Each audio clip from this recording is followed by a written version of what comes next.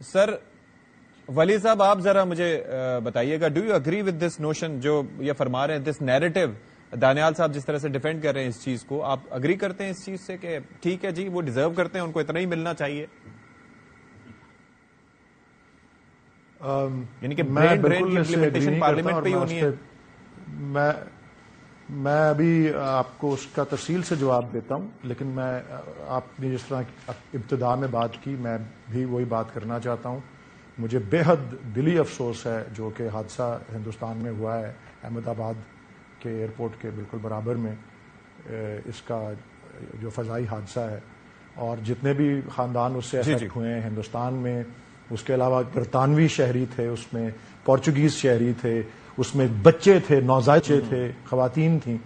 سب کی فیملیز کے ساتھ میں جو ہے اظہار افسوس اپنی ذاتی سطح پر بھی اپنی پارٹی کی طرف سے بھی کرنا چاہتا ہوں. اور یہ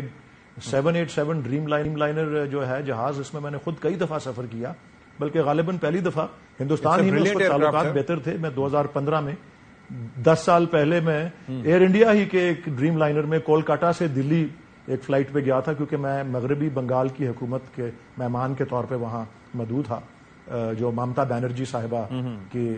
ابھی بھی چیف منسٹر ہیں, اور بی جے پی کے خلاف انہوں نے 80% سیٹس وہاں کی جو ہیں حاصل کی ہوئی ہیں ویسٹ بنگال کی. اور اس کے علاوہ پاکستان اور انگلینڈ کے درمیان بھی کچھ سال پہلے ڈریم لائنر ہی چلتا تھا. تو مجھے بڑی حیرت ہوئی ہے, کیونکہ واقعی بہت سوفسٹیکیٹڈ بڑا جدید ایئر کرافٹ ہے. تو بڑی حیرت اور افسوس کی بات ہے, اور اللہ تعالیٰ صبر عطا کرے ان سب فیملیز کو. ولید صاحب ڈریم لائنر کا ایکسیڈنٹ ہے. جی مجھے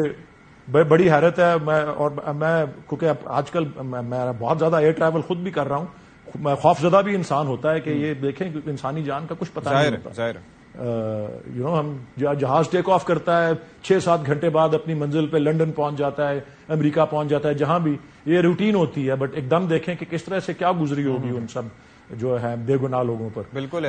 تو بہت بہت اظہار افسوس جی, اور اظہار یکجہتی بھی, ہم ان کے غم میں برابر کے شریک ہیں. دیکھیں میں آپ کو بتا دیتا ہوں, اس وقت اب ورلڈ بینک بتا رہا ہے کہ تقریباً ہماری آدھی آبادی خطے غربت سے نیچے ہے.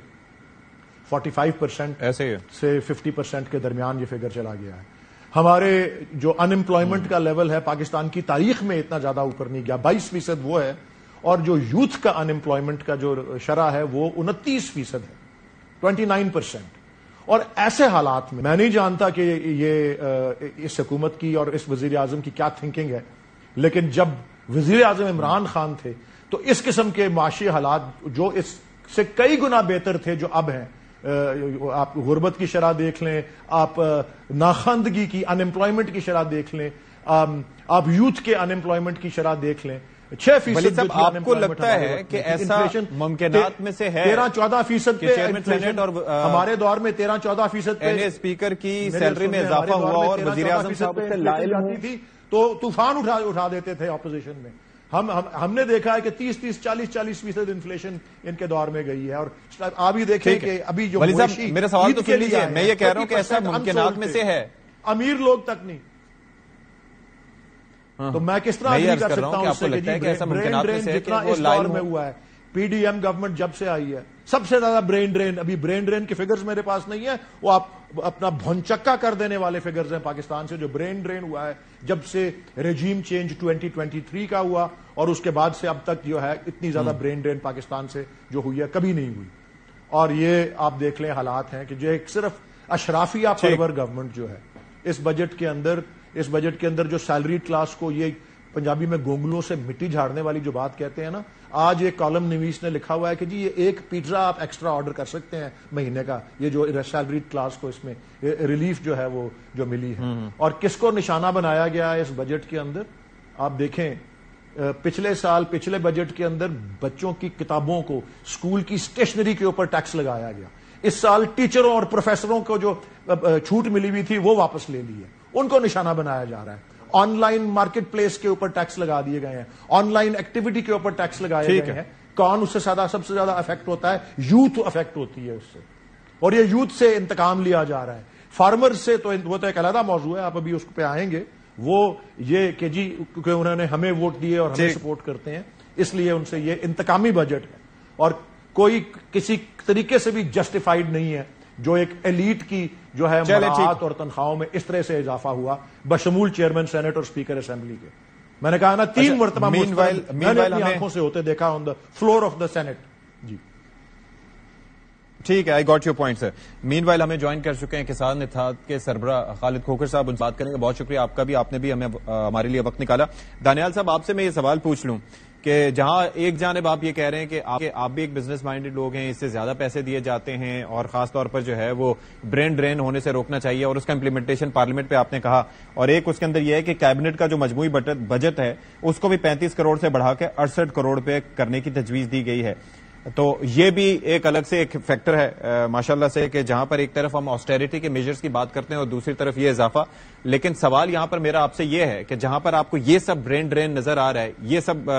نظر آ رہا ہے کہ لوگوں کو بہتر پے کرنا چاہیے, یعنی کہ وہ لوگ عوامی نمائندے جو عوام کی ریپرزنٹیشن کے لیے ان ایوانوں میں پہنچے ہیں اور بہت سے ان میں سے ویل آف بھی ہیں, ان کو ان تنخواہوں کی ضرورت بھی نہیں ہے لیکن پھر بھی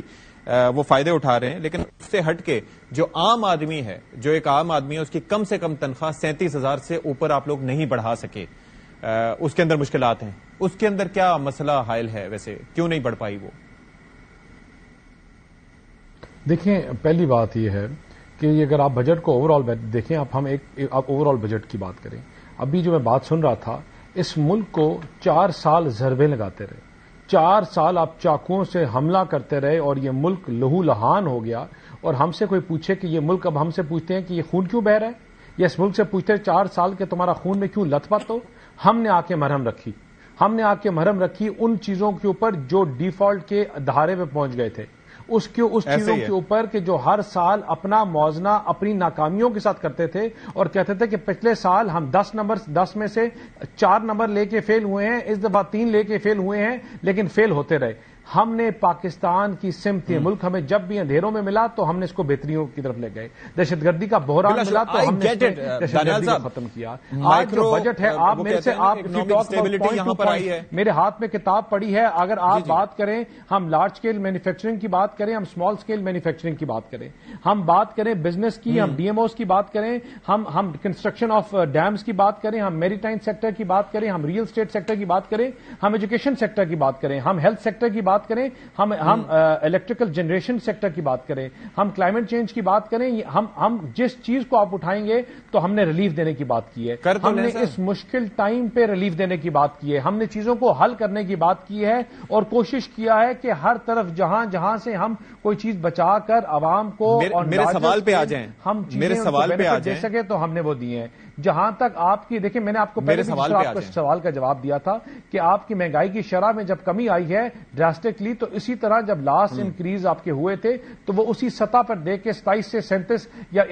18,000 سے 37,000 پہ پہنچے تھے. اب آپ نے جب 10% انکریز کیا ہے تو آپ نے انفلیشن کا جو کرنٹ ریٹ ہے اس کو دیکھ کر آپ نے یہ امپروومنٹس کی ہیں. But that does not stop us کہ ہم لیٹر آن اس کو انکریز نہ کر سکیں. That does not stop us کہ ہم اس کے اوپر اصلاحات کر ہم اس کے اوپر ڈبیٹ کر پارلیمان میں اس کے اوپر ڈبیٹ نہ کریں. مطلب I am of the school of thought کہ دیٹ شوڈ بی انکریزڈ. ہمارے ساتھ اور بھی پارلیمنٹیرینز ہیں, جب ابھی ہم بجٹ کے اوپر ڈبیٹ کریں گے تو ہم اس کے اوپر بات کریں گے اور ہم وی آل ول ٹاک, ہم ول گیو آر اوپینین اور ہم اپنا یعنی کہ ایک چیز طے نہیں ہو پائی لیکن اس کے اوپر انکریز ہو جائے گا. ڈالیں گے کہ 37,000 سے اس کو انکریز کرنا چاہیے.